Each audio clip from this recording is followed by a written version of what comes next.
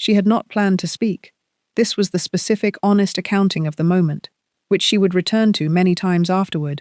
She had not gone to the assembly with the intention of asking the question, had not organized the words in advance, had not done the specific preparation she generally did for the things she said in public, which was the preparation of a woman who understood that words had consequences and who generally thought about the consequences before the words. She had gone to the assembly because her father had gone, which was the specific obligation of a man who had once been a scholar of standing, and who, despite the disgrace and the poverty that had followed, still received certain invitations from certain households that had not entirely withdrawn from him, and who received these invitations with the particular dignity of a man who understood that attending was not the same as having won. He had attended.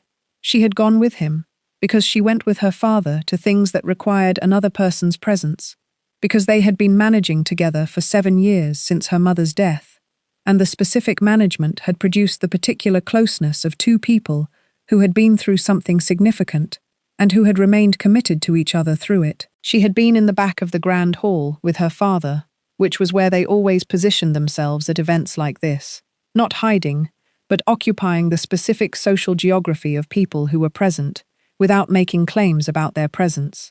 She had been listening. She had been listening with the quality she brought to all information, which was the quality of her father's daughter. He had raised her in the specific tradition of someone who believed that thinking was the primary human activity and who had taught her to engage with ideas rather than to receive them. She had been engaging with what Christopher was saying. She had not liked what she had been engaging with. A wife's sole purpose is to serve the lineage and secure alliances. She had felt the specific quality of something that required a response before she had fully decided to respond. She had said it.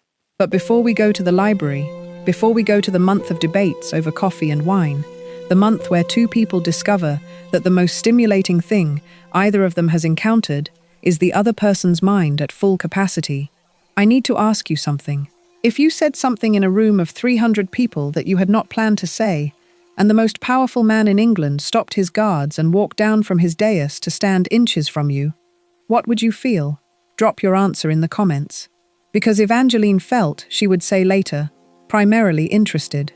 He had halted the guards, which meant she was not being arrested, which meant the situation had developed in a direction she had not planned for, and that therefore had information in it she did not yet have. She was interested in the information.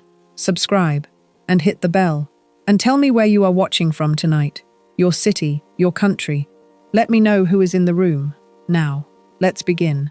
Her father had been a scholar of philosophy and political theory, whose disgrace had arrived, not through corruption or moral failure, but through the specific mechanism that disgraced scholars in their particular world, which was the publication of ideas that the people in authority found inconvenient. He had written a paper on the nature of sovereign obligation, the specific question of what a ruler owed to the people they ruled, as opposed to what the people owed to the ruler. And the paper had been received by the specific intellectual community with the quality of something that was genuinely significant and could not be ignored, and was therefore better destroyed. The destruction had been efficient. The academic position was removed. The publications were recalled. The invitations to the significant houses where ideas were discussed stopped arriving, and then the invitations to the less significant houses stopped arriving, and then they were in the specific position of people who had lost the social infrastructure of their world and who were managing the life that remained. The life that remained had been enough for her father to find sufficient. He was a man who required ideas more than comfort, and the library he had retained, the one specific asset he had not surrendered, because surrendering it would have been surrendering himself, was sufficient for his primary need. She had grown up in the library. She had read everything in it. She had also read past it, had found the specific mechanisms through her father's remaining connections and the particular determination of a young woman for whom access to ideas was not a luxury but a necessity, to access the materials that were beyond the library's walls. She was consequently one of the most thoroughly educated women in England who held no credential confirming this, which was the specific irony of her situation.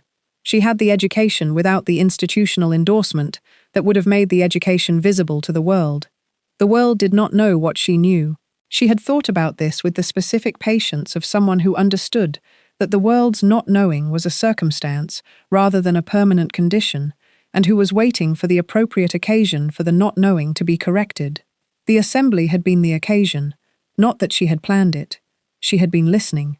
Christopher's speech had begun at 3 o'clock, which was the hour the assembly had been called for, and it had had the qualities she would have predicted from what she knew of him, which was considerable. She had read his father's speeches and his own earlier addresses to the House of Lords, and the specific papers that the political press had attributed to his influence, and she had formed a thorough understanding of his intellectual framework, which was the framework of a man who was genuinely intelligent and who had organized his intelligence around the specific question of how power was maintained efficiently. He was not wrong about efficiency. He was wrong about souls. She had been aware of this wrongness across the first portion of the speech, in the specific internal way of someone who is listening to a coherent argument and who is simultaneously identifying the specific assumption embedded in the argument that makes the whole thing collapse. The assumption that the people in an empire were components of the empire rather than the reason the empire existed. She had been identifying this assumption. A wife's sole purpose is to serve the lineage and secure alliances. The assumption had arrived in the form of a sentence, and the sentence had organized itself in her mind, alongside everything she had read, and everything she had thought, and the specific experience of being a woman in a world organized around the assumption, and she had understood that the sentence needed a response. She had not fully decided to provide the response. She had provided it. And what of her soul, Your Grace? Her voice had the quality it had when she was not performing speaking, but simply speaking. The clear, carrying quality of someone whose father had spent years engaging her in the specific kind of discourse that required her to project and articulate and argue, and who had therefore developed the instrument. The room had done what rooms did when they received something unexpected from an unexpected direction. She had stood in the specific stillness that followed, with her father's hand on her arm, with the quality of a man who was terrified on her behalf, and who understood that what she had done could not be undone. And she had been aware of 300 faces turning toward her, and one face looking at her from the dais that was different from the others. The one face was very still. She had looked at it directly. She had thought about the question she had asked and the additional thing she needed to say, because the question had been incomplete. It had identified the problem, but it had not specified the nature of the problem, and she was a woman who was precise about these things. She had said the rest. You speak of utility, Duke Christopher. So answer me this. Why do powerful men treat their wives as mere tools to build their empires, rather than human beings to cherish? Is a duke so fragile that he fears a woman's mind, or is he simply incapable of earning her true devotion? The room was the specific silence of a space that had received something that had no precedent in its experience, and that was waiting to understand what the precedent was going to be. She had been aware of the guards. She had been aware of her father. She had been primarily aware of Christopher.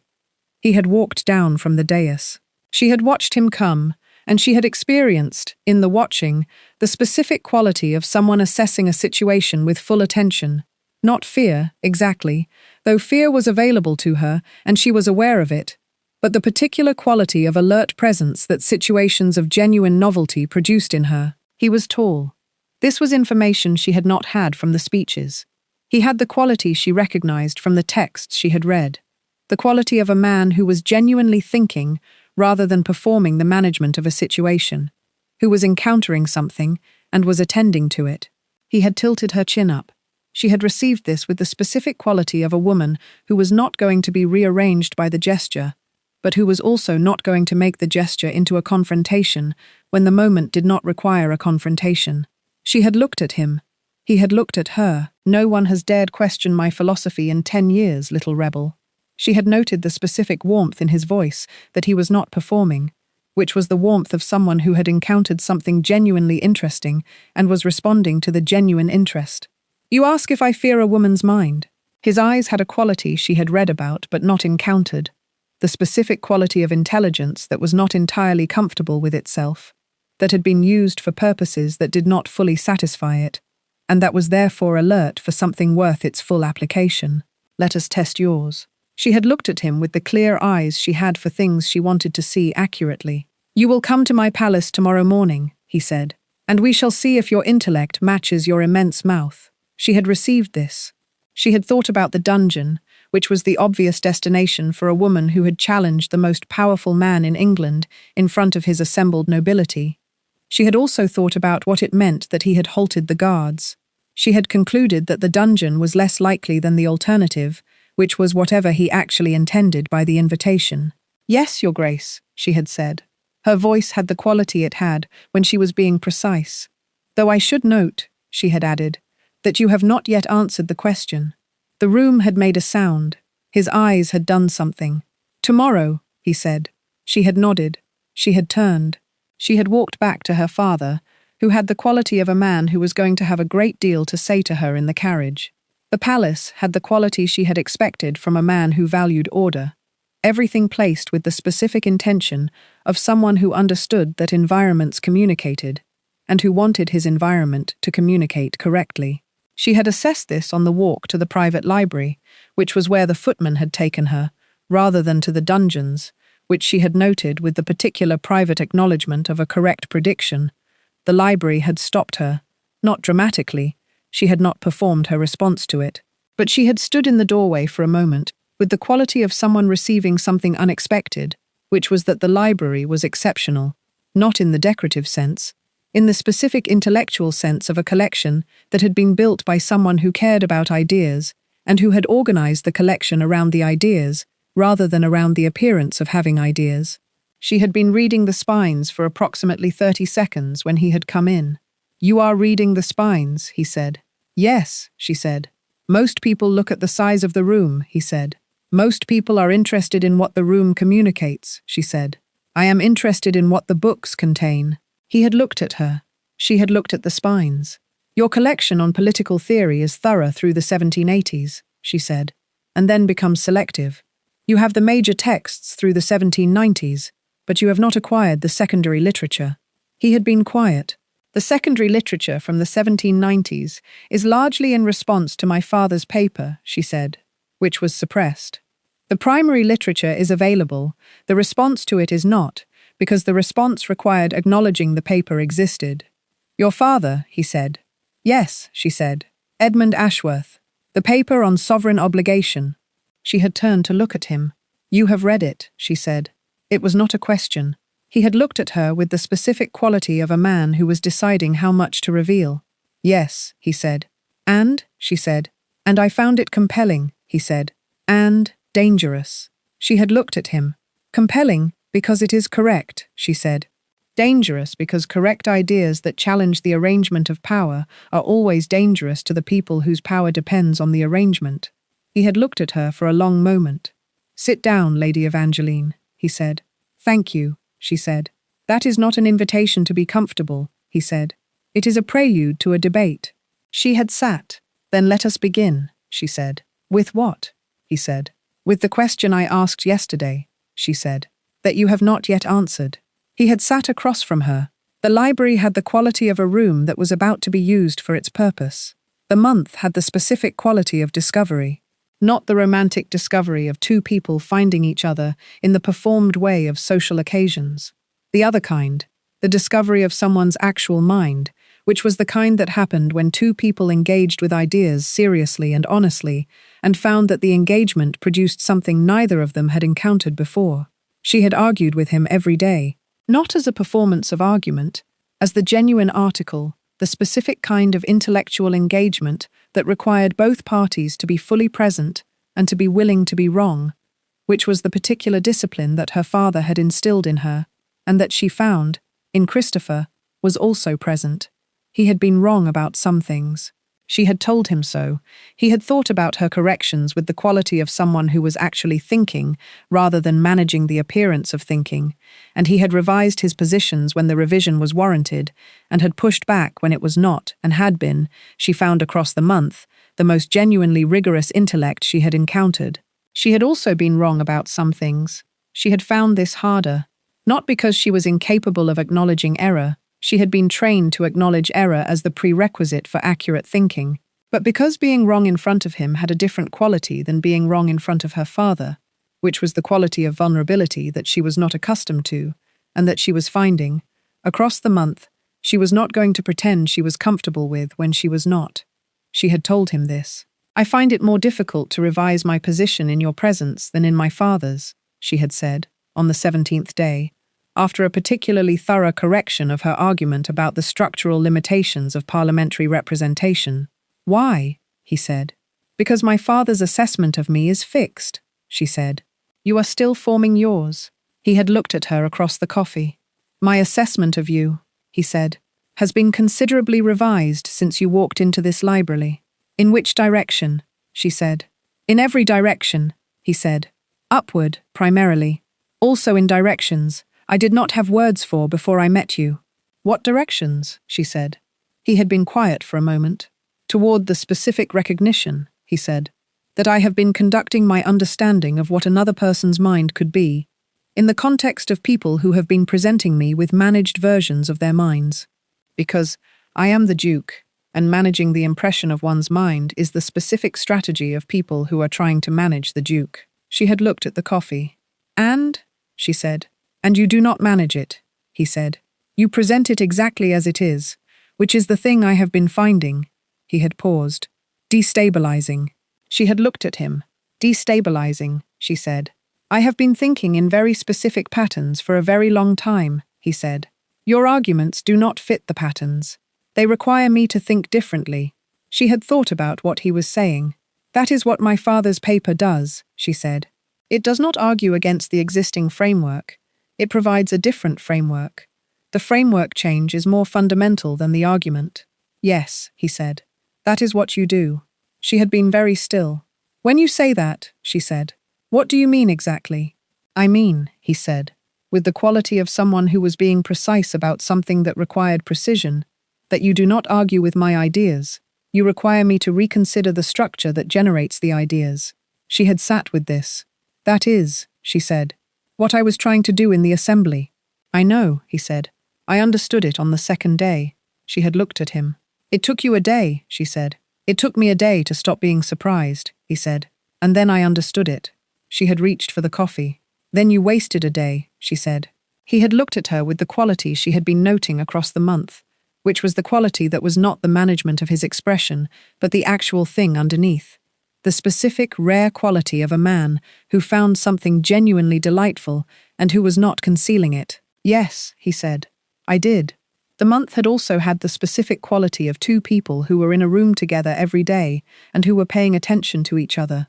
She had been honest with herself about this. She was always honest with herself, which was one of the qualities that made her effective and that also occasionally made things more complicated, because the honesty applied to all things, including the things she would have preferred to manage at a distance. She was paying attention to him, not in the way of a woman who was organizing herself toward a man for the strategic reasons that the strategic reasons of her world generally produced. She had not organized herself toward anyone for strategic reasons, which was one of the specific qualities that had contributed to her present position of impoverished independence. She was paying attention because he was interesting. This was the specific honest accounting. He was the most intellectually interesting person she had encountered outside of her father, and her father was a man who had given her the framework for understanding what intellectual interest was, which meant that Christopher was interesting in the particular way that things were interesting when you had the framework to assess them, and the framework confirmed the assessment. He was also, she had been not examining this with the specific discipline she applied to things she was not ready to examine, and then she had examined it, because she was always honest with herself. He was also the specific other kind of interesting, which was the kind that was not primarily intellectual. She had examined this on the 23rd day and had filed it in the category of things that were true and that required no immediate action. She had continued the debates. He had looked at her differently on the 28th day. She had noticed this. Not because the looking was dramatic. It was not. It was the specific, subtle shift of someone whose manner has changed in a way that is below the threshold of obvious observation, but above the threshold of the particular attention she brought to things she was monitoring. She had been arguing about the inheritance provisions in the new trade laws, which had a specific structural flaw that she had identified on the 24th day, and had been building the complete case against since. And she had presented the final piece of the case, and had watched him receive it with the specific quality of a man who had arrived at the conclusion before the presentation was complete, and who was revising his position. He had looked at her. "You knew the floor on day 4, he said. She had looked at him. "I knew the shape of it," she said. "I needed the specific documentation to complete the argument." He had been quiet. "Why did you wait?" he said. "Because an incomplete argument is worse than no argument," she said. "It gives the other party the opportunity to find the gap before the structure is solid." "You were protecting the argument," he said. "Yes," she said. "By building it to completion before presenting it," he said. "Yes," she said. He had looked at her with the quality from the 28th day. "That is what you do," he said. "With everything." She had looked at him. "The assembly," he said. "You had been building the question for the entire speech. You did not speak until you had the formulation that was complete enough to stand under pressure." She had thought about this. "Yes," she said. "Though I will note that the formulation was not as complete as it might have been if I had had more time." He had looked at her. "What would you have added?" he said. "I would have anticipated the follow-up argument," she said. "The one about social order requiring role definition. I had the response, but I had not integrated it into the original question's structure." He had been very quiet. "You were thinking about the follow-up argument," he said, "while I was ordering you arrested." She had met his eyes. "I had approximately 4 seconds between the question and the guard's drawing," she said. "I was using them. To prepare for the debate you expected," he said. "To prepare for whatever came next," she said. "I did not know what was coming next. I was preparing for the possibilities."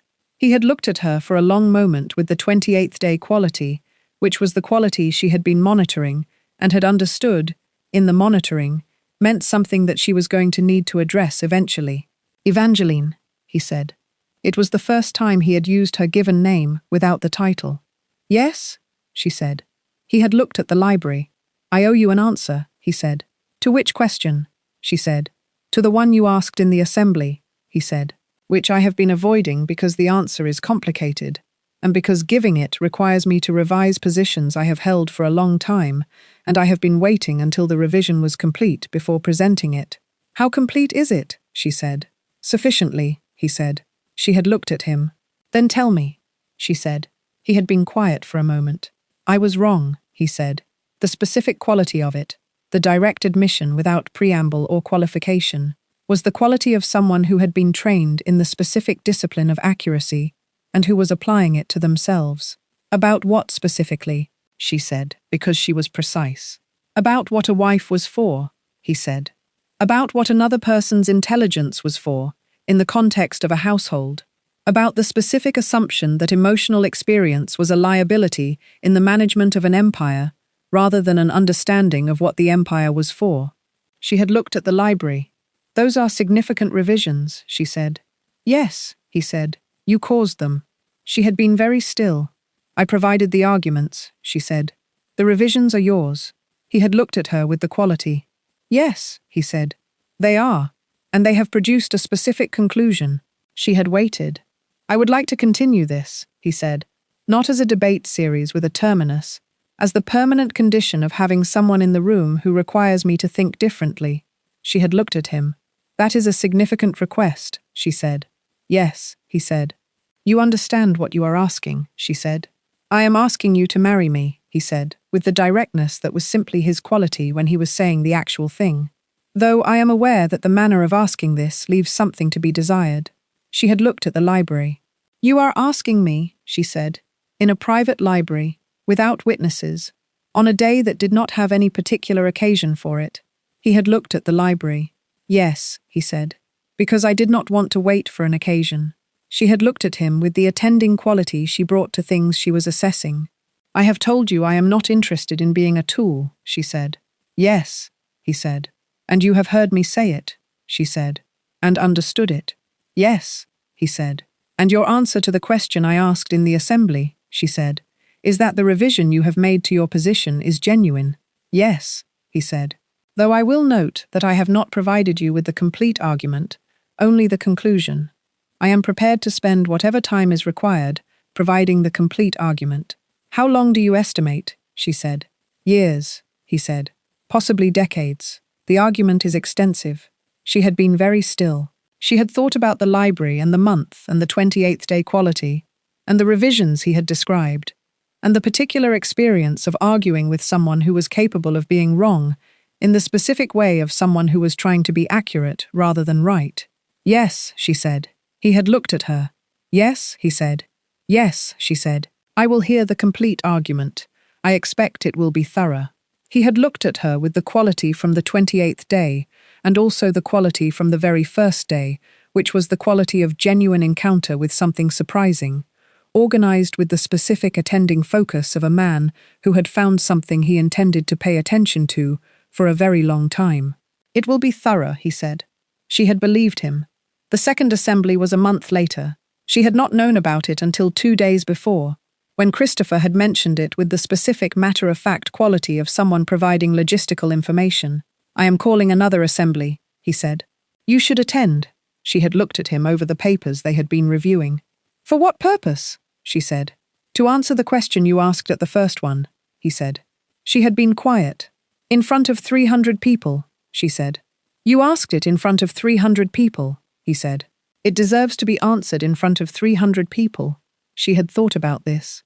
You have already answered it, she said. In the library, on the 28th day. I answered it to you, he said. I want to answer it to the room. She had looked at him. That is, she said, a significantly more public commitment than a private library answer. Yes, he said. And you have thought about that, she said. I have been thinking about little else, he said, with the quality of someone who was being accurate about their interior experience. She had nodded. All right, she said. She had attended. She had been in the hall with her father, who had arrived with the specific quality of a man who had spent a month being uncertain about what was happening and who was still being uncertain, and she had been in the position at the back of the hall that she had occupied at the first assembly, and she had been aware of the 300 faces around her and of Christopher on the dais. He had spoken. A month ago, he said, in the voice that had the carrying quality she had assessed in the first assembly, as genuine rather than performed. A lady stood in this room and asked why men treat their wives as tools. She had felt her father's hand still beside her. She asked if a duke so feared a woman's mind, he said, that he could not recognize it as a resource worth having. She had been very still. I did not answer the question, he said. I have spent the past month in that answer, in the specific daily experience of encountering a mind that did not accommodate itself to what I expected, and discovering that the not accommodating was not a deficiency, but the specific thing that made the encounter worth having.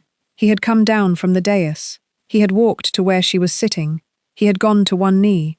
She had looked at him with the attending quality, and the clear eyes, and the particular experience of a woman who had been in a library for a month, arguing about sovereign obligation and inheritance law, and the structural limitations of parliamentary representation with the most powerful man in England, and who was now watching that man go to one knee in front of 300 people with the sapphire ring. She had thought about the faded linen dress and the question she had not planned to ask, and the guards drawing steel, and his hand on her chin, and the quality from the 28th day. You challenged my crown, Evangeline, he said, with the directness that was his quality when he was saying the actual thing, and in doing so, you conquered my soul. She had looked at him. I don't want a tool to manage my empire, he said. I want a queen to rule it by my side. A pause. Will you teach this fearful duke how to cherish a heart? She had thought about her father, who had been a man who taught her that ideas had consequences, and that speaking them had consequences, and that the consequences were worth the speaking.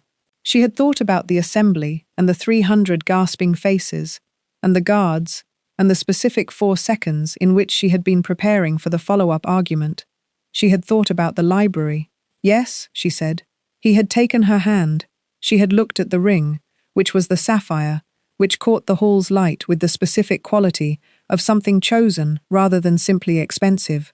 Though I should note, she said quietly, for him rather than the room, that the question of how to cherish a heart is not one I will be teaching you. He looked at her. No, he said. No, she said. We will work it out together. That is what the debates have been. Neither of us lecturing the other, both of us thinking. He had looked at her with all the qualities simultaneously, the 28th day and the first day, and the attending focus, and the particular thing that did not have a name yet, but that she had been filing, and that she understood now was the thing that happened when an argument became something else. "Yes," he said. "Then we are agreed," she said. "We are agreed," he said. He stood. He kissed her hand. The room did what rooms did. She was aware of the room, and she was also aware of the specific quality of something that had begun as a question she had not planned to ask, and that had arrived here, which was at the beginning of a very long argument that she was looking forward to. She looked at the sapphire on her finger. She looked at him. She thought about the follow-up argument she had been preparing in the 4 seconds between the question and the guards. "I still owe you the complete answer," she said. "To what?" he said. "To the follow-up argument," she said, "about social order requiring role definition. You have been preparing it," he said. She looked at the room, which was celebrating something. "For the past month," she said. "It is thorough." He looked at her with the quality. "I look forward to it," he said. She believed him. "Tell me in the comments, which moment stayed with you? Was it the question she did not plan? The halt of the guards? The library and the spine reading? The 28th day quality? Or the follow-up argument she had been preparing? Drop it below. I want to know what you're carrying from this one. And tell me where you're watching from, your city, your country. Let me know who is in the room tonight.